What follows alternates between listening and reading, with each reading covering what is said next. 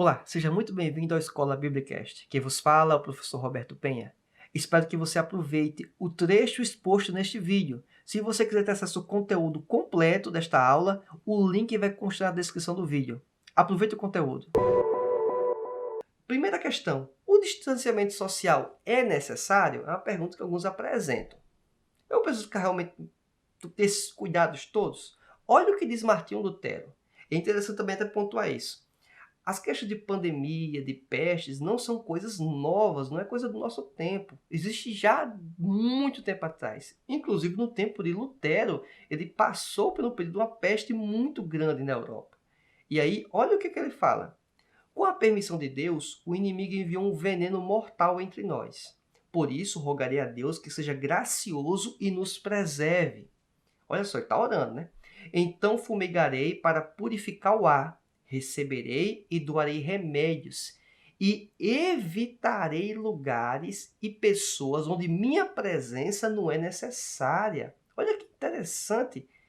Ele vai fazer a atuação lá, vai ajudar as pessoas, doar remédios, fazer o que for possível. Mas assim, aonde não é necessário, aonde não é estritamente necessário, ele não vai estar presente. Por quê? Porque ele vai estar levando a doença. Não desejo expor-me demais, para que os outros não sejam infectados e morram como resultado da minha negligência. Porque ele não saberia também se ele estaria doente em algum momento. Pode ser que ele não tenha pego nem sequer a doença, mas como ele sabe? Perceba, parece que ele está falando isso nos dias de hoje, né? Não, ele estava no século aí, por volta de 1500, 1520, 1530, alguns estudos apontam, nesse período aqui que ele está falando isso. Mas se o meu próximo precisar de mim, não permanecerei afastado, mas irei de boa vontade visitá-lo e ajudá-lo. Perceba que Lutero não se furta das obrigações pastorais dele. Ele entende que tem que ter a precaução, mas tendo necessidade, ele está em atuação. E isso serve de exemplo para os pastores, principalmente nos dias de hoje. Deve-se manter o distanciamento social? Deve. Mas se a ovelha está precisando de ajuda, o pastor, a obrigação dele, a responsabilidade é de socorrer a ovelha. Então, é só para deixar isso claro. Com base em que eu estou tirando esse texto, inclusive? É do livro sobre Deus e a Pandemia, de N.T. Wright. É um dos teólogos aí, vivos para alguns, considerado o maior teólogo, inclusive, vivo, né, do ambiente aí geral, ou seja, pentecostal, não pentecostal. É uma referência hoje em estudos do Novo Testamento, tá certo? É só para deixar essa referência. Existe a citação dela no final da apresentação nos slides. Outra questão que aparece: as igrejas devem ficar fechadas durante a pandemia? O N.T. Wright apresenta que a resposta é sim e não.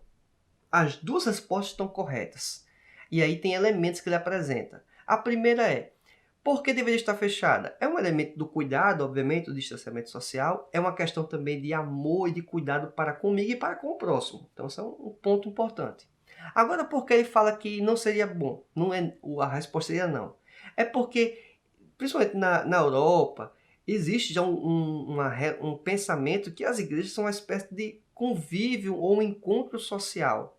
E que é algo de cunho apenas estrito particular, ou seja, é sua fé. Você faz da forma que você quiser, você pode fazer em casa como você pode fazer na igreja. Então, esse é um pensamento que diminui a relevância da igreja. Então, em virtude disso, ele entende que, por esses fatores, a igreja deveria estar aberta.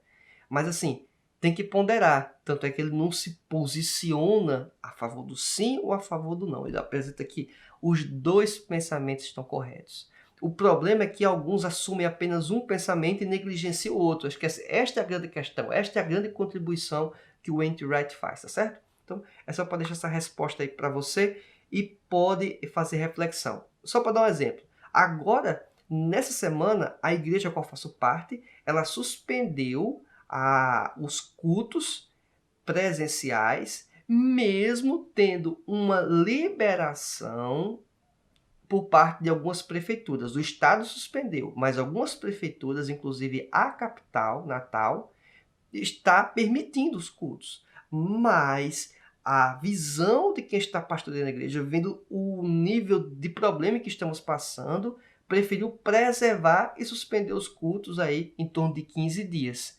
Pode ser que seja prorrogado, como pode não ser. Mas essa é uma questão relevante, tá certo?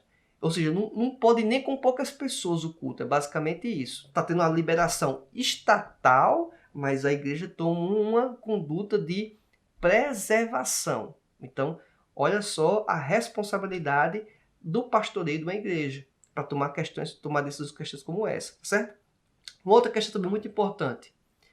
Sou crente e Deus não vai me deixar ficar doente e morrer. Isso não é uma pergunta, isso é uma afirmação, né?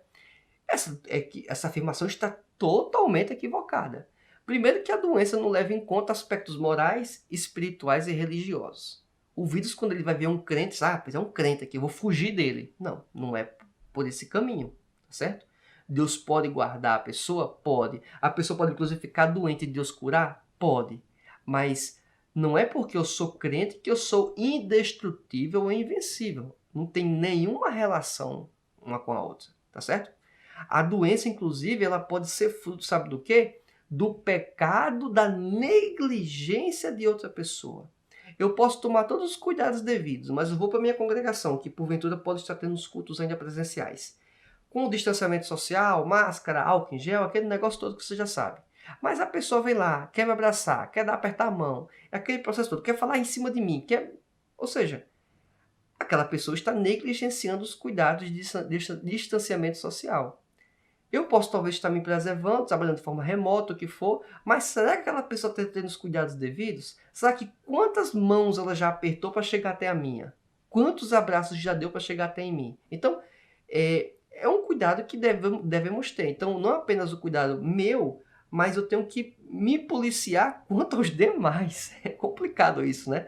Então, não existe essa questão de crente não ficar doente. Crente fica doente e crente morre. Ou você não pensa que quando passa a estatística de mais de 1.000 pessoas, quase 2.000 agora, mais recentemente essa semana, morrendo, não tem crente morrendo também? Tem. Tem. Estatisticamente tem que ter crente morrendo, porque crente já é um percentual importante dentro da população brasileira. E inclusive pastores, relatos, né, de pastores falecendo em virtude desta doença, irmãos em Cristo no Brasil inteiro. Então, assim, é um absurdo alguém ter esse tipo de pensamento. É, obviamente, falta de conhecimento bíblico e falta de conhecimento humano comum, vamos dizer assim, né? Então, é impressionante isso. Uma outra questão que aparece, é incrível, inclusive, ter essa pergunta. É uma pergunta que não era para existir, mas ela aparece, então eu tenho que responder ela. Devo me vacinar? Então, essa questão. Tens a obrigação moral de se submeter à vacinação. Por que eu falo obrigação moral? É porque você tem que amar a si mesmo e amar os outros. Ou seja, cuidar pela sua saúde e cuidar pela saúde dos outros. Ou seja, não se vacinar é pecado na minha concepção, mas é pecado mesmo. A exceção é o quê? Quando você, por exemplo, não está no grupo que não pode se vacinar. Por exemplo, gestante não pode se vacinar, não foi feito teste com crianças e com pessoas menores de 18 anos, não se pode vacinar. Mas os demais que não tem nenhuma restrição médica de se vacinar, deve se vacinar. Tendo a vacina disponível, ele deve se vacinar. Pois não apenas atenta contra a sua saúde individual, o que alguns podem dizer, não, mas é uma decisão individual minha, eu posso tomar a decisão aqui do jeito que eu quiser, eu estou assumindo os riscos. Está assumindo os riscos, mas assumindo o risco de ficar doente, de afligir o seu corpo, que é templo e morada do Espírito Santo, ou pelo menos espero que seja, é complicado isso. É bem verdade que acho que boa parte do pessoal que tem esse pensamento nem sequer está assistindo esta aula, isso é verdade, né? Mas se porventura você tem esse pensamento, reconsidere isso. E se você que tem o pensamento correto, está vendo esses argumentos, apresente isto para aquele seu familiar, para aquele crente da sua igreja que está tendo esse tipo de comportamento equivocado, tá certo? Distante, viu? Fala distante com ele, porque esse é o perigoso, né? De talvez outras atitudes equivocadas aí quanto ao distanciamento social e o risco dele afetar você, né? Mas vamos lá. Outra questão também, Deus capacitou os médicos e cientistas para resolver questões como estas. Eu desprezo então o conhecimento que Deus entregou, permitiu que nós, seres humanos, pudéssemos desenvolver a ciência para poder desenvolver medicamentos, inclusive uma vacina. Então, é absurdo alguém vir com essas questões, certo? Agora é interessante, alguns dos grupos que acreditam que não deveria se vacinar tomam alguns medicamentos sem nenhum tipo de comprovação científica, apenas por fé. E essa fé aqui é uma fé cega, uma fé, digamos, burra, porque nem sequer tem comprovação científica.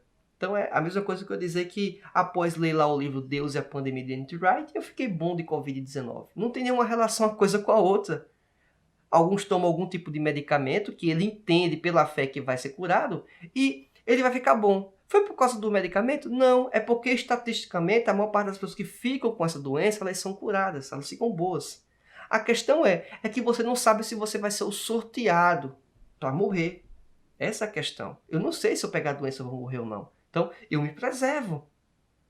Eu me preservo, porque eu posso levar, inclusive, para pessoas que poderiam morrer, da minha família, meus amigos, irmãos em Cristo. Então, perceba este cuidado que devemos ter. Quinta questão, essa é importante também falar. A vacina é uma forma de implantação do controle populacional pelo anticristo? Meus irmãos, tem teoria conspiratória para tudo, né? E tem gente levantando essa questão. A resposta é não.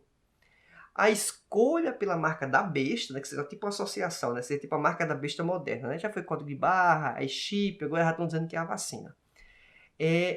Vai ser consciente, a pessoa vai colocar de forma consciente, a pessoa vai carregar a marca da besta de forma consciente, não vai ser algo sem querer, eu escolhi aqui sem querer, sem saber que era isso. Não, vai ser uma escolha consciente, é isso que a Bíblia aponta.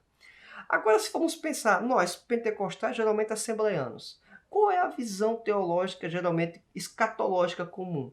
É que nós vamos ser arrebatados antes da tribulação.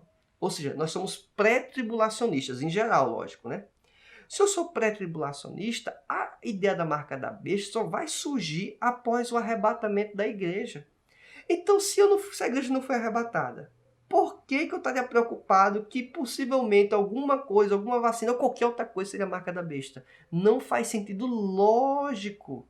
Agora, se você não é pré-tribulacionista, se você não acredita que vamos ser arrebatados antes da vinda do anticristo, realmente tem margem, seria margem lógica para você pensar isso.